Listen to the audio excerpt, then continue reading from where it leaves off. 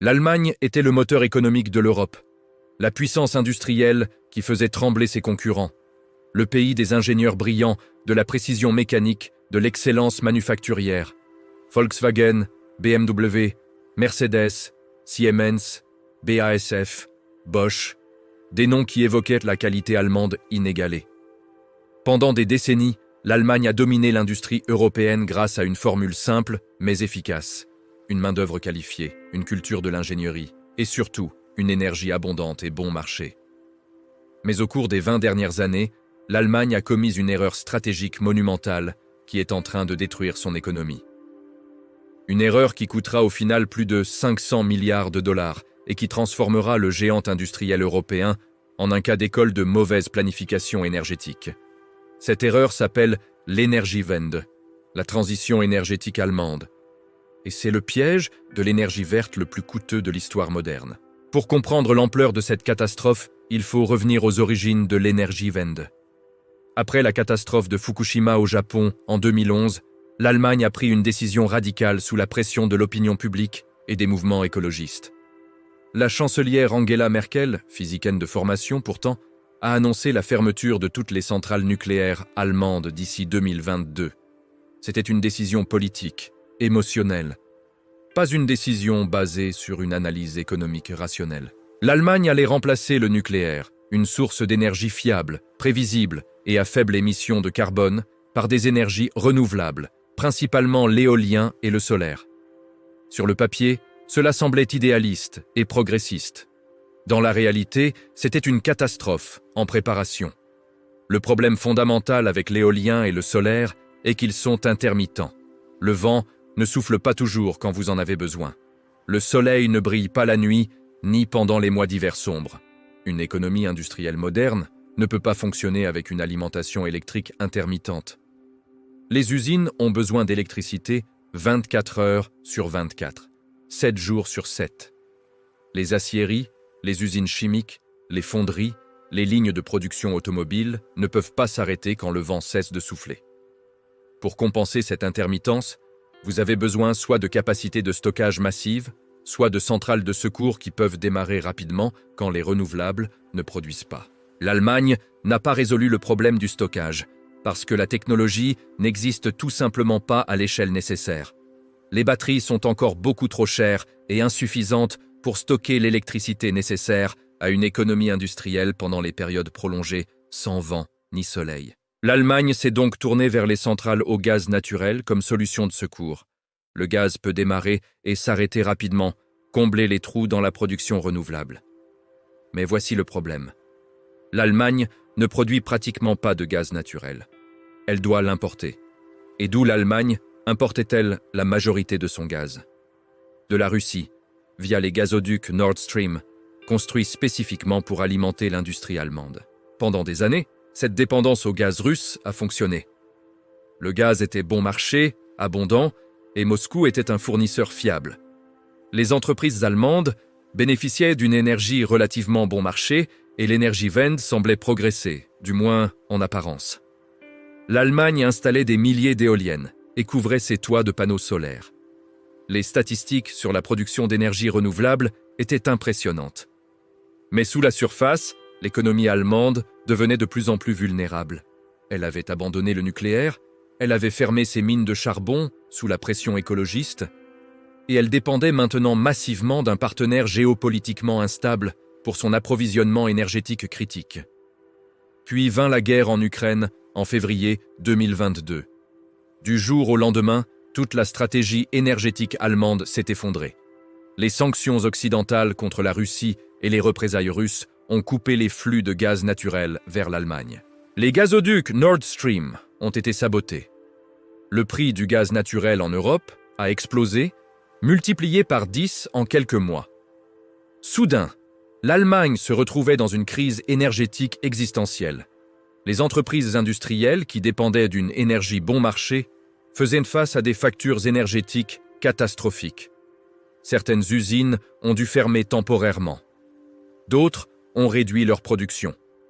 Beaucoup ont commencé à envisager sérieusement la délocalisation vers des pays où l'énergie était moins chère. Le coût de cette erreur stratégique se mesure de multiples façons. Premièrement, il y a le coût direct de l'Energiewende elle-même. L'Allemagne a investi plus de 500 milliards d'euros dans la construction d'infrastructures d'énergie renouvelable, l'installation d'éoliennes, de panneaux solaires, le renforcement des réseaux électriques pour gérer la production décentralisée et intermittente. C'est un montant colossal. Pour mettre cela en perspective, c'est plus que le PIB annuel de pays comme la Suède ou la Belgique. C'est 500 milliards d'euros qui auraient pu être investis dans la recherche, l'éducation, les infrastructures ou simplement laissés dans les poches des contribuables et des entreprises. Deuxièmement, il y a le coût de l'électricité elle-même. Les prix de l'électricité pour les consommateurs allemands sont parmi les plus élevés d'Europe et du monde développé. Un ménage allemand paie environ 2 à 3 fois plus cher pour son électricité qu'un ménage américain ou français. Pour les industries, c'est encore pire. Les entreprises allemandes, à forte intensité énergétique, paient des prix qui les rendent non compétitives face à leurs concurrentes américaines, chinoises ou même françaises. BASF, le géant chimique allemand et le plus gros consommateur industriel d'énergie du pays, a annoncé en 2023 qu'il réduisait de manière permanente ses opérations en Allemagne et déplaçait des capacités de production vers les États-Unis et la Chine, où l'énergie est nettement moins chère. Ce n'est pas un cas isolé. L'industrie de l'acier allemande est en crise. Les producteurs d'aluminium ferment leurs fonderies. Les fabricants de verre, de ciment, d'engrais, de produits chimiques, tous ces secteurs à forte intensité énergétique sont en difficulté ou fuient le pays. Chaque usine qui ferme emporte avec elle des milliers d'emplois bien rémunérés, des décennies de savoir-faire et une part de la base industrielle allemande. Cette désindustrialisation n'est pas temporaire. Une fois qu'une usine ferme et que la production est délocalisée, elle ne revient généralement jamais. Le tissu industriel allemand, construit patiemment pendant plus d'un siècle, se défait en quelques années à cause de la crise énergétique. Troisièmement, il y a le coût de la perte de compétitivité globale. L'Allemagne était le champion des exportations européennes. Son excédent commercial massif était la source de sa prospérité. Mais cet excédent dépendait de la capacité des entreprises allemandes à produire des biens de haute qualité à des prix compétitifs. Quand vos coûts énergétiques sont 2 ou 3 fois supérieurs à ceux de vos concurrents, il devient extrêmement difficile de rester compétitif sur le prix. Même la qualité allemande légendaire a ses limites. Si une voiture allemande coûte 30% plus cher qu'une voiture coréenne ou japonaise de qualité comparable, les acheteurs choisiront de plus en plus l'alternative moins chère. L'industrie automobile allemande, fleuron de l'économie du pays, est particulièrement vulnérable. Volkswagen, BMW et Mercedes ont dominé le marché des véhicules à combustion interne pendant des décennies. Mais la transition vers les véhicules électriques change complètement la donne. Les véhicules électriques sont plus simples à fabriquer. Ils ont moins de pièces mobiles, moins de complexité mécanique. L'avantage technologique traditionnel des constructeurs allemands s'érode. Et maintenant, ils doivent concurrencer Tesla, qui produit aux États-Unis avec une énergie beaucoup moins chère, et les constructeurs chinois comme BYD qui bénéficient de coûts énergétiques faibles et de subventions gouvernementales massives. Les constructeurs allemands sont pris en tenaille entre des coûts de production élevés et une concurrence féroce. Quatrièmement, il y a le coût d'opportunité de l'erreur nucléaire. L'Allemagne avait une flotte de centrales nucléaires parfaitement fonctionnelles qui fournissaient environ un quart de son électricité. Ces centrales étaient amorties, sûres, et produisaient de l'électricité de base fiable, à faible coût et sans émissions de carbone. Fermer ces centrales était une décision purement idéologique. L'argument était que le nucléaire était dangereux après Fukushima. Mais l'Allemagne n'est pas le Japon. Elle n'a pas de risque de tsunami. Ces centrales nucléaires avaient un excellent dossier de sécurité. Aucun accident majeur en des décennies d'exploitation.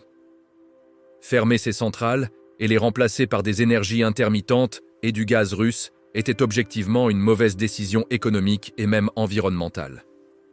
Le paradoxe cruel est que l'Allemagne, en poursuivant agressivement sa transition verte, a en réalité augmenté ses émissions de carbone à court et moyen terme. Quand les centrales nucléaires ont fermé et que le gaz russe a disparu, l'Allemagne a dû réactiver ses vieilles centrales au charbon pour maintenir les lumières allumées. Le charbon est la source d'énergie la plus polluante, émettant 2 fois plus de CO2 que le gaz naturel et beaucoup plus que le nucléaire qui n'en émet pratiquement pas. Donc, l'Energiewende, censée sauver la planète, a conduit l'Allemagne à brûler plus de charbon. C'est une ironie tragique qui illustre les dangers de la politique énergétique basée sur l'idéologie plutôt que sur la réalité physique et économique. Cinquièmement, il y a l'impact sur la balance commerciale allemande. L'Allemagne doit maintenant importer du gaz naturel liquéfié coûteux des États-Unis, du Qatar et d'ailleurs pour compenser la perte du gaz russe. Ce GNL coûte beaucoup plus cher que le gaz par pipeline. Il nécessite des infrastructures coûteuses de regazéification. Le résultat est que l'Allemagne dépense des dizaines de milliards d'euros supplémentaires chaque année pour importer de l'énergie. Ces dizaines de milliards sortent de l'économie allemande et vont enrichir les producteurs de gaz américains et qataris. L'excédent commercial allemand, autrefois source de fierté nationale, se rétrécit rapidement. Pour la première fois en des décennies, l'Allemagne pourrait bientôt se retrouver avec un déficit commercial si la tendance continue. Sixièmement, il y a l'impact social et politique. Les prix élevés de l'énergie ne frappent pas seulement les industries, ils frappent aussi les ménages. Les factures de chauffage ont explosé, l'électricité coûte une fortune. Pour les ménages à revenus moyens et faibles, cela représente une part importante de leur budget qui disparaît en énergie. Cela alimente le mécontentement social et la montée des partis politiques extrémistes qui promettent des solutions simples. L'alternative pour l'Allemagne, le parti d'extrême droite, gagne du terrain en capitalisant sur la frustration populaire face aux coûts énergétiques élevés et à la désindustrialisation.